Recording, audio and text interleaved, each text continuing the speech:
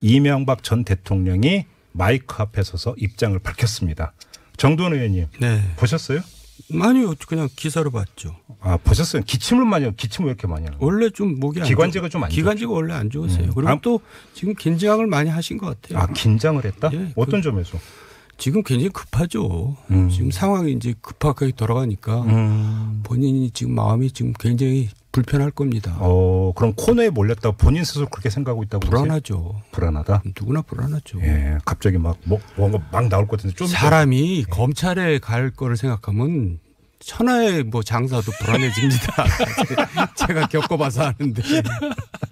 그렇게 불안해요? 그렇게 불안하죠. 한번 해볼래요? 그러니까 저는 궁금한 거니까 검찰 청사 앞에서 포토라인에 선 사람들이 저는 아무 문제 없습니다라고 이야기할 때 그 속마음이 어떨까? 그죠? 글쎄 그렇게 얘기하는 차라리 아무 얘기 말고 들어가지고 왜 그러니까 그렇게 얘기하고 들어가는지 모르겠어요. 기자들 앞에서 그런 얘기를 하면서 속으로 검찰이 어디까지 알고 있을까? 진짜 불안할 것 같아요. 그렇죠. 불안하죠. 심리가 딱 그런 거 아니겠어요? MB도 그럴 수 있다 지금. 그럼요. 그 자세한 내막은 좀 이따 좀 여쭤보도록 하고 서가번 의원님께 이걸 여쭤봐야 될 것 같은데 이명박 전 대통령이 오늘 그 입장에서 자신에 대한 검찰 수사를 성격 부정하면서 노무현 대통령의 죽음에 대한 정치 보복 이런 주장을 했습니다. 어떻게 받아들이세요? 먼 눈에는 뭐밖에 안 보인다고 본인 딱 그 정도 본인 보고 싶은 것만 보고 볼 수 있는 것만큼만 보는 거죠. 예. 정치 보복을 본인이 했으니 모든 사물이 다 정치 보복으로 규정하고 싶고 노무현 전 대통령을 거론한 이후에 정치 의도가 깔렸다고 또 보세요? 한편으로는 정말 보수가 인정해주지도 않는데 예. 어쨌든 그 보수의 그 대장 노릇 하고 싶고 그러면서 보수로부터 보호받고 싶은 그 코스프레 하고 있는 거 아닌가. 그러니까 옛날에 보수가 듭니다. 가졌던 예. 이른바 반노 정사라는 걸 자극하려고 하는 거다. 자극시키는 거죠. 그렇게 보시는 겁니까? 예. 정도는 의원님 어떻게 읽으셨어요? 그러니까 불법 수사하고 정치 보복하고 대립되는 게 아니에요. 그러니까 불법 수사를 하지만은 정치 보복적인 성격이 당연히 있죠. 그거를 이렇게 별개로 생각하면 안 되죠. 자, 알겠습니다. 그 조금 전에 그 정도원 의원께서는 MB가 지금 코너에 몰려서 엄청 불안해하고 있을 것이라고 지금 추정을 했는데요. 자, 김백준 전 총무기획관이 구속이 됨과 동시에 지금 입장 발표를 하지 않았습니까? 앞서 이제 저희가 인터뷰했던 박영선 의원 같은 경우는 그게 결정적 계기였을 것이다라고 추정을 하던데 의원님은 어떻게 분석을 하세요? 그게 아니고요. 아, 그거 아니에요? 키는 김백준이 아니고 김희중 전 부속실장입니다. 이번에 어떤 점에서 그렇게 김희중 부속실장이 집사 중에 집사거든요. 잠깐만. 그러면 집사에도 성골 집사가 있고 성골 집사죠. 이제 김희중 그렇죠. 실장이 김백준은 진골? 예, 그러니까 이제 내지 육두품 집사? 국회의원 때부터 이제 보좌관을 쭉 해왔는데 그리고 이제 김백준 씨보다도 더 돈 관리나 이런 걸 직접 했습니다. 근데 이제 같이 이번에 검찰 수사를 받았는데 영장 청구가 안 됐잖아. 구속이 안 됐거든요. 근데 이제 오늘 기사를 보니까 김희중 씨가 이제 얘기를 했다 그러더라고요. 다 털어놨다고. 그러니까 그 돈을 받은 거를 일부 달러로 바꿔서 해외 출장 때 줬고. 네, 그 얘기 나왔죠. 부인, 그러니까 영부인한테도 이제 일부를 줬고 이제 그런 얘기를 쭉 했어요. 근데 그래요? 이제 왜 그런 얘기를 하냐면 이 사람이 과거에 이제 그 저축은행 사건에 연루돼서 이제 한 1년 정도를 산 적이 있는데. 김희중 실장이. 이제 나중에 뭐한 얘기지만은 출소하기 전에 부인이 이제 자살을 했어요. 못 기다리고. 참 안타까운 일이죠. 아, 그런 일이 있었어요? 그런데 MB가 그렇게 집사 중에 집사인데 거기를 안 가기는커녕 꽃도 안 보냈어요. 아, 진짜? 그러니까 이제 너 돈 받고 그랬지. 그러니까 달면 삼키고 쓰면 뱉는 이제 그런 이제 모습을 보인 겁니다. 그런 일이 있었어요. 김희중은 사실 자기 개인 돈 챙기고 그런 친구는 아닌데 저축은행 사건은 이제 뭐 어쩔 수 없이 그렇게 얽혔는데 하여간 어쨌든 김희중으로서는 정말 너무나 처절하게 이제 배신감을 느꼈겠죠. 한이 맺혔겠네요. 한이 맺히죠. 그럴 때는. 그러니까 여기 와서 뭘 두둔할 생각이 있겠어요. 그러니까 사람 관리를 못한 겁니다. 예. 관리를 했어야죠. 그거를 그렇게 하는 법이 어디 있어요. 지금 일각에서는 김희중 실장에 대해서 구속영장 청구를 하지 않는 순간에 이거 플리바게닝 아니냐라는 이제 분석이 나왔는데. 그래서 이제 이명박 대통령이 급해진 겁니다. 야, 그러면 지금 검찰이 김희중 실장의 사실 자신이 알고 있는 모든 걸 만약에 이야기를 했다면 엄청난 카드를 지금 검찰이 쥐고 있다고 봐야 되는 거잖아요. 당연하죠. 야, 이미 이제 얘기는 끝난 겁니다. 게임 끝난 겁니까? 게임 끝난 겁니다. 그러면 그 MB 쪽에서 계속 대책회의하고 했던 것도 김백준 때문이 아니라 김희중 실장 때문이고. 그렇죠. 김희중 실장은 어디까지 알고 있다고 추정을 하십니까, 의원님은? 모든 걸. 그러니까 뭐 국정원, BBK, 다스, 물론이죠. 특활비 물론이죠. 다 알고 있어요? 그런 돈과 관련된 거 다 알고 있는 돈 거예요? 관리를 다 해요. 거기서 주머니에서 다 나와요. 김백준 주머니에서 나온 게 아니라 김희중 주머니에서 다 나옵니다. 근데 굉장히 맑고 아주 깨끗하거든요. 절대 사입을 챙기지 않는 친구인데 김희중 실장이 실수 한번 해서 그렇게 됐는데 그러니까 이제 MB가 그 의심 많은 사람이 그 많은 시간 동안 그 친구한테 맡겼죠. 그런데 그거를 그냥 다 이제 쓰다고 뱉어버렸으니 얼마나 처절하게 배신감을 느꼈겠어요. 지금 정동훈께서 지금 여기서 처음으로 하시는 말씀인데 이렇게 되면은 지금 이 검찰 수사를 읽는 포인트는 완전히 달라지는 거 아닙니까, 서가부님?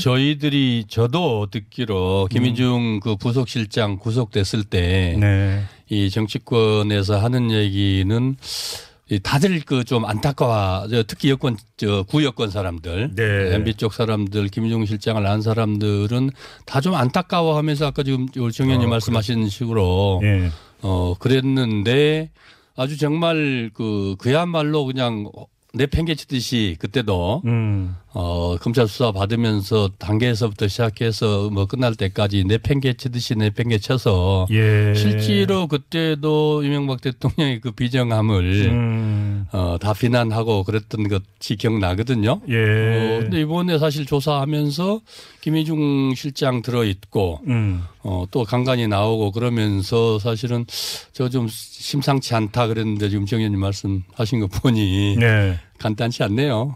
간단치 않은 게 아니라 모든 게 그냥 그 매듭이 한순간에 다 풀려버릴 수 있다는 이야기가 되는 거잖아요. 그렇습니다. 검찰 입장에서는 아주 그냥 감명했겠죠. 그래요? 예. 다스, BBK 다 알고 있다는 얘기잖아요. 물론이죠. 그래요? 네. 다른 얘기 합시다. 이제 그 얘기 아니 지금 이 얘기 빼고 무슨 얘기를 해요 지금? 더 조금만 더 들어가 보죠, 의원님. 네. 뭘 더 들어가? 김희중 실장이 이것도 그 검찰에서 진술을 했을 거라고 추정하는 게 어떤 게 있어요? 그건 제가 모르죠. 근데 이제 검찰에서는 얼마나 소중한 카드가 왔는데 그냥 보냈겠어요. 저는 의원님 말씀이니까 이해가 안 되는 게 그렇게 중요한 인물이라면 지금 그 검찰 수사가 계속되는 과정에서 비록 늦었더라도 김희중 실장에서 MB 쪽에서 다시 관리 들어갔어야 되는 거 아니에요? 늦었죠. 해도 소용없는 이런 김희중 실장이 안 받아들이죠. 이미 버스는 지나가고. 야, 그렇군요. 지금 궁색한 게 큰 틀에서 보면은 지금 MB는 오늘 이제 두 가지 아닙니까? 정치 보복으로 이렇게 몰고 가는 것 하나 하고 그다음에 그러면서 보수 결집시키겠다는 도와주라 이런 거이고 전선을 만들겠다는 것 하나 그다음에 돈의 용처 특활비 국정원 특활비 용처를 이 변명한다는 게 궁색하기 짝이 없어요. 청와대 선물비로 썼다는 거 아니겠습니까? 네. 제가 그때 이제 원내 부대표 18대 이명박 첫 해죠. 원내 부대표하고 그 운영위 간사예요. 운영위에서 청와대 예산 다루는데 그때 청와대에서 예산을 대폭 늘려왔어요. 특히나 이 선물비에서. 선물비 기념품 값에서. 근데 제가 사실은 그거 잘 알거든요. 노무현 대통령 때 그 예산을 대폭 줄여놨어요. 사실은. 지나치게 줄였거든요. 그래서 제가 그걸 알아서 그래서 그거를 대폭 늘려줬습니다. 그래서 정세균 대표한테 야단도 좀 많이 맞았는데 그래도 대한민국 저는 선의로 대한민국 청와대가 그래도 그 돈에 궁색하지 않고 최소한의 일할 수는 있어야 된다. 이런 생각에서 사실 대폭 늘려줬거든요. 그 특활비를 가지고 선물비 기념품 값 썼다. 그러면 도대체 그 돈 다 어디다가 썼길래. 말도 안 되는 변명이다. 얘기죠. 아니 근데 제가 이 얘기는 꼭 하고 싶어요. 정말 궁색한 변명입니다. 노무현 전 대통령 때는 예외였다고 주장하는데 뭐 그건 모르겠어요. 특활비 안 받았다? 근데 국정은 특활비는 원래 청와대 돈주머니입니다. 그래서 국정원 기조실장은 항상 청와대에 뒷돈 되는 사람이에요. 모든 정권에서. 이건 공공연한 뭐 비밀일 수 있습니다. 근데 노무현 정권에서는 뭐 아닌 것 같아요. 제가 뭐 얘기 들어보니까. 근데 그거를 이제 뒤지기 시작하면 뭐 안 걸리는 대통령이 없겠죠. 그 얘기는 꼭 하고 싶어요. 그러니까 자 지금 2008년에 2억. 2010년에 2억 이렇게 받았다는 거 아닙니까? 근데 최소한 됐다잖아요. 2010년에 2억 받았다는 게 지금 나온 이야기가 그 청와대 선물 제작비가 부족해서. 아, 그럼 뭐 했을까요? 잘 모르겠어요. 그래서. 그게 뭐 했을까요? 쓰는 용도? 네, 용도. 그것까지 제가 어떻게 알겠어요? 관련해서 제가 하나 말씀드리고 싶은 게 있는데 시점이 정확히 일치하는 사건이 하나가 있습니다. 네. 그러니까 지금 저희가 검찰 접근할 수 있는 보도를 기초하면은 2010년에 받은 받은 시점이 2010년 7, 8월 경이라고 지금 나오고 있지 않습니까? 이 시점이 대단히 의미가 있는 게 이때 무슨 일이 있었냐면 두 분이 기억하시겠지만 2010년 6월에 민간인 불법 사찰 사건이 터지지 않습니까? 아, 제가 너무 잘 알죠. 제가 대상이니까. 사찰 대상. 사찰의 1차 대상이 접니다. 사찰을 한 분이 아니라 사찰을 당한 분. 근데 그리고 검찰 수사가 들어가는데 7월 말에 공직윤리지원관실에 있던 7명에 대해서 검찰이 구속영장을 청구를 합니다. 그런데 그러면 영장 청구 대상자가 됐던 사람들이 변호사를 선임하는데 변호사 선임을 알선하고 선임료를 내준 게 청와대였어요. 맞습니다. 그게. 자, 그러면 그러니까 그때 제가 이제 2012년 이슈 털어주는 남자에서 그걸 계속 폭로를 할 때 나왔던 게 그때 장진수 전 주무관하고 바로 위에 진경락이라고 하는 과장이 있었는데 두 사람에 대해서는 선임료까지 나왔어요. 1인당 1,000만 원씩.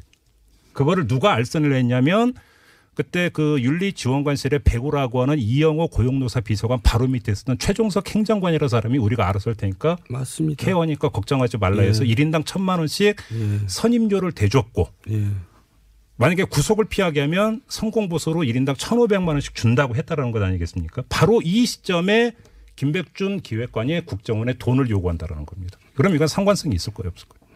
그 상관성이 당연히 있고요. 제가 생각할 때. 그리고 김진모가 왜 등장하냐면 김진모가 원래 청와대 오기 전에 국정원 출신입니다. 검사지만. 국정원 출신이었어요? 국정원 있다 온 거예요? 국정원에 있다 온 겁니다. 그렇기 때문에 이제 국정원 창구가 이제 된 거죠. 그리고 김진모 통해서 또 그래서 간 거고. 그러니까요. 그러니까 민간인 사찰 문제는요. 저는 이런 국정농단 비슷한 불법 수사 말고 반드시 저는 그거 철저히 수사해야 된다고 생각합니다. 제가 대상이라서가 아니라. 아니. 제가 무슨 얘기까지 들었느냐면요. 그 당시에 정두원과 가까운 자를 다 우리나라에서 다 말살시켜라. 잠깐 뿌리를 말살이라는 표현까지. 뿌리를 뽑아라. 이렇게 얘기를 했어요. 그래서 제가 하도 답답해서 이렇게 얘기했어요. 그러면 그러기 전에 나한테 한번 스크린을 받아라. 나하고 친하지도 않은데 당하면 얼마나 억울하겠냐. 사찰하는 사람이 무슨 스크린을 해. 그런 식으로 사찰을 했다니까요. 완전히 지금 속어나 뭐까지 뒤졌다 이거잖아요. 간단히 얘기라면. 근데 아무튼 여기서 그거예요. 그러니까 7명 가운데 2명에 대해서 선임료를 대준 청와대면 나머지 5명도 대줬을 가능성은 상식적이고 합리적인 의심 아니겠습니까? 그것만 해도 총액이 얼마겠어요. 그럼 그 돈이 어디서 나오겠냐라는 거. 근데 지금 진행하는 분이 저희가 할 얘기를 다 해버리면 어떻게 해요? 입이 근질거려요.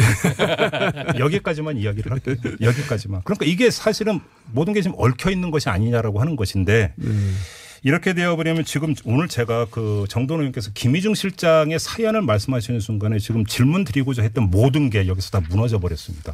검찰 수사 포인트가 뭘까? 검찰 수사가 어떻게 귀결될까? 그러니까 MB가 어떻게 될까? 다 여쭤보려고 했는데 다 끝난 얘기잖아요. 박근혜 정부 이제 국정원 특활비 문제는 이현수 전 기조실장이 다 얘기한 거 아니에요? 그렇죠. 이제 그런 거랑 같은 이제 케이스입니다. 박근혜 정권 때 이현수 전 기조실장이 키맨이었다면 MB 정부에서는 김희중 전 실장이 키맨이다. 이런 이야기가 되는 것 같은데 그러면 이명박 전 대통령의 사법 처리 전망은 어떻게 보십니까? 서가번 의원님. 이게 지금 정 의원님 말씀대로 또 언론 보도를 보나 여러 가지 정황상으로 보나 어쨌든 지금 점점 이제 좁혀가는 거 아니겠습니까? 검찰이 할 일이고 또 법원에서 판단할 일이지만은 어쨌든 법대로 원칙대로 처리해야죠. 엄정하게. 그렇지. 팩트에 따라서. 그렇죠. 근데 이제 사법 처리 이런 얘기 나오면 저도 사실 불편해집니다, 마음이. 그렇죠. 그리고 그게 뭐 적이든 또 제가 억울하게 당했던 사람이든 그거는 좀 누가 사법 처리 당한다 하면 저는 마음이 아프고요. 그러니까요. 근데 이재호 전 대표가 뭐 전쟁이다 이런 얘기를 했잖아요. 저는 되게 웃기는 얘기라고 생각해요. 왜요? 그러니까 소총 든 사람하고 핵미사일하고 전쟁이 됩니까? 저는 그런 얘기는 항상 좀 이상해요. 그러니까 말이. 누가 미사일 들었고 누가 소총 든 거예요? 지금은 이명박 측은 소총도 없는 거죠. 그리고 지금 정권이 지금 핵미사일을 가지고 있는데 그게 싸움이 됩니까? 미사일 대 몽둥이 그게 싸움이. 무슨 전쟁이라고 할 수가 있어요. 근데 그 그러니까 이재호 대표가 했던 얘기 중에 또 하나의 어록이 MB는 돈 문제에 있어서만큼 깨끗하다 이렇게 이야기를 했던데. 공금은 절대 안 쓰죠. 그러니까 공금은 안 쓴다. 그러니까 이제 국정원 특활비도 자기 주머니에 들어간 건 하나도 없을 거예요. 다 이제 무슨. 근데 지금 여기서 뭐 민간 사찰부라든가 뭐 이 뒷수습하거나 이런 데 만약에 썼다든지. 네. 그런 데 쓰죠. 자기 뭐 개인적으로 쓰는 거는 그런 거는 철저히 가리죠. 아무튼 그럼에도 불구하고 이게 만약에 용도가 이렇다라고 하면 국고 횡령에 해당이 되는 거고 당연히. 근데 저는 만약에 지금 여기서 모든 게 실타래가 다 풀린다고 만약에 가정을 하면 이명박 전 대통령의 사법 처리의 범위는 도대체 가지수는 도대체 어떻게 되는 겁니까? 저는 헤아릴 수가 없습니다. 박근혜 전 대통령 같은 경우에 지금 기소된 내용이 20가지잖아요. 지금까지 이제 국정원 특활비가 나와서 20가지로 늘었잖아요. 저 서 의원께서 얘기하세요. 조금 더 이제 지금 이거 하나하나를 봐야 되면은 그러면 이제 다시 또 BBK 다스부터 그러니까. 네, 다 가고 특활비에 뭐 하나하나 들어가면은 그 작지 않죠. 간단치 않고. 그래요. 근데 아무튼 그 김희중 실장이 만약에 이렇게 다 이야기를 했다 하더라도 그것이 갖는 증거 능력과 그 공소 유지에도 큰 문제가 없을 정도로 구체적일 거라고 의원님 그렇게 분석을 하세요? 진단을 하세요? 그렇죠. 그래요? 예. 그럼 상당한 어떤 뭐냐면 단순한 그 진술만이 아니라 무슨 자료라든지 이런 것들도 김희중 실장이 갖고 있었을 가능성이 있다고 보세요? 구체적인 상황을 이제 얘기를 했겠죠. 자료까지 가지고 있겠어요. 그래요? 뭐 그렇게 뭐 그런 걸 때문에 자료를 뭐 미리 준비하고 그런 친구는 아닙니다. 굉장히 순수한 사람이에요. 그렇군요. 국정원 기조실장이 가서 직접 보고를 했다는 거 아니겠습니까? 김주성 실장. 김주성 실장이 보고를 했다는 것을 어떻게 누가 본인이 그거를 그냥 순수하게 그렇게 얘기를 했겠습니까? 이 김희중 실장이나 아니면 누군가의 그런 구체적 증언이 있었기 때문에 이게 어떻게 빠져나갈 방법이 없잖아요. 그렇죠. 참고로 김주성 실장은 누구냐면요. 저 이상득 형님의 코롱 때부터 이제 부하입니다. 그때 그래갖고 서울시 이제 교향악단 뭐 사장도 했고요. 그런데 이제 이 양반이 뭐 이렇게 내가 볼 때는 그렇게 충견도 아니고 충신도 아니고 의리를 뭐 지킨 사람도 아니고. 근데 가서 아니되옵니다는 했다는 거잖아요. 보도에 따르면. 이제 자기 보신 때문에 그랬겠죠. 불똥이 자기한테 튈까 봐. 예, 나중 생각해서. 그렇군요. 알겠습니다. 흥미진진해집니다. 이 정도로 가름을 하고 다른 문제 좀 여쭤보고 직설도 마무리를 해야 될 것 같은데요. 조국 청와대 민정수석이 지난 일요일에 권력기관 개혁 방안을 발표를 했는데 야당에서는 그러더라고요. 왜 이거를 조국 수석이 발표하냐. 이렇게 이제 뭐 그 비판을 하던데 서가번 의원님 어떻게 생각하세요? 그럼 누가 발표를 하죠? 그럴 거면 총리실에서 해야 된다 이렇게 주장하고. 그게 그러니까 이건 지금 청와대 각각 정부 정책이라는 게 청와대 어젠다가 있고 총리실 어젠다가 있고 각 부처 어젠다가 있습니다. 이 그 권력기관의 이 그 조직 개편의 문제는 지금 이 법무부 하나의 검찰 문제만 아니고 경찰도 들어있고 기타 심지어는 뭐 국정원까지 다 들어있는 거 아니겠습니까? 국정원 대공수사 이 처까지 다 들어있어요. 그러면은 이게 총리실 소관이 아니고 청와대 대통령의 어젠다로서 이 청와대에서 전체적으로 그림을 그리고 또 하나하나 작업을 하는 거거든 조정하고. 그 일들은 당연히 청와대에서 하고 당연히 민정수석실의 소관 업무로서 그걸 발표하고 그걸 가지고 이제 국회에서 입법하는데 국회 사법계획위에서도 안을 가지고 입법 과정에서 이제 정부와 여야 간의 조율을 해야 되고 또 정부와 또 조율을 하게 되는 거죠. 너무 당연한 걸 가지고 이걸 시비를 거는 저분들의 내구조가 궁금하죠. 정부에서 정부안을 발표하는 건 당연하다는 거에 동의하는데 네. 가급적이면 부처 장관이 발표하거나 총리실에서 발표하는 게 맞아요. 수석들이 자꾸 나서는 거는 수석들은 사실 연락병들이거든요. 정부 부처에 대통령과에. 그런데 수석들이 나서는 거는 자꾸 장관들을 자꾸 바지 사장으로 만드는 거예요. 근데 저도 그 생각을 해봤는데 근데 문제는 국정원은 지금 총리실이 그러니까 통할 대상이 아니라 대통령 직속으로 되어 있으니까 총리실에서 발표하는 것도 제가 문제가 드리는 있잖아요. 말씀이 그거거든요. 정부 여당 그러지 않습니까? 정부 여당 그러면 이제 여야 당정회의를 합니다. 이 안들이 나오면은.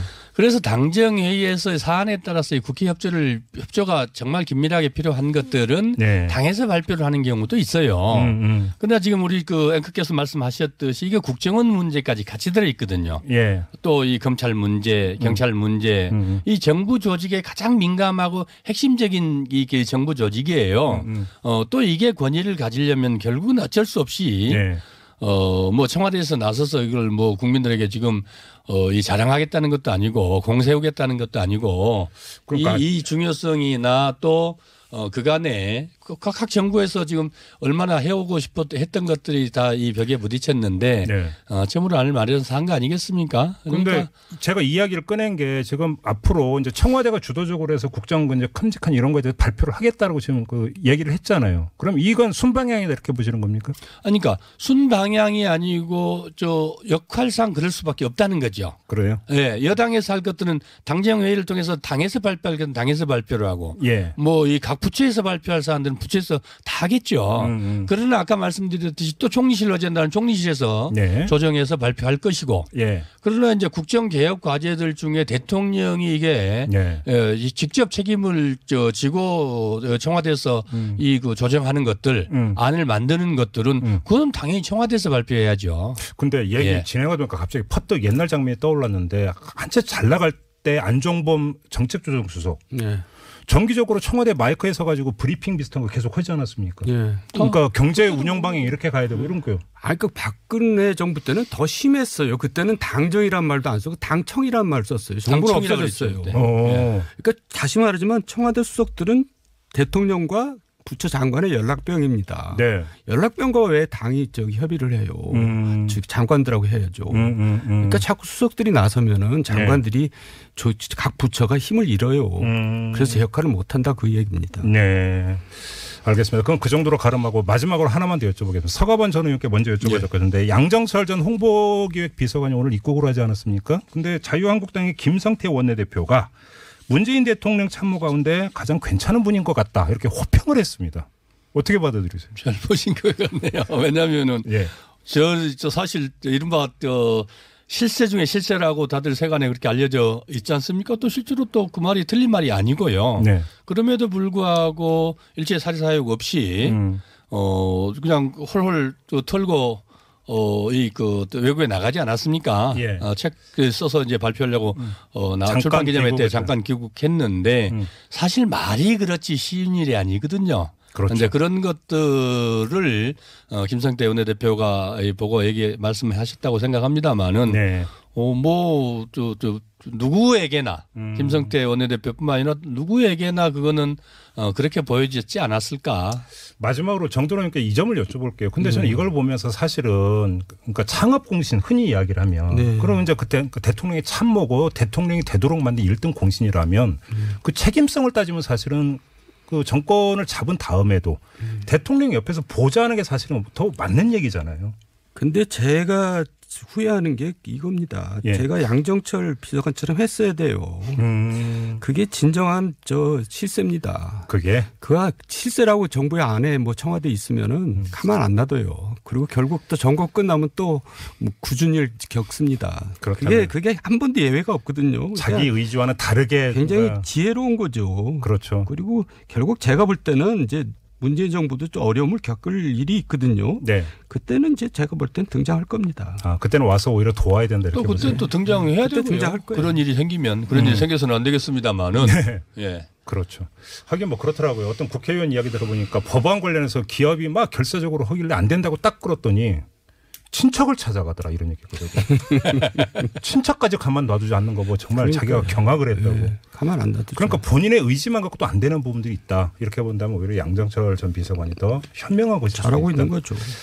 이렇게 뭐 우리 애청자 여러분들도 충분히 평가를 하실 거라고 생각을 하고요. 오늘 직설은 이렇게 마무리를 하도록 하겠습니다. 서가번 전 의원, 정두환 전 의원 두 분과 함께했습니다. 고맙습니다. 네, 감사합니다. 네.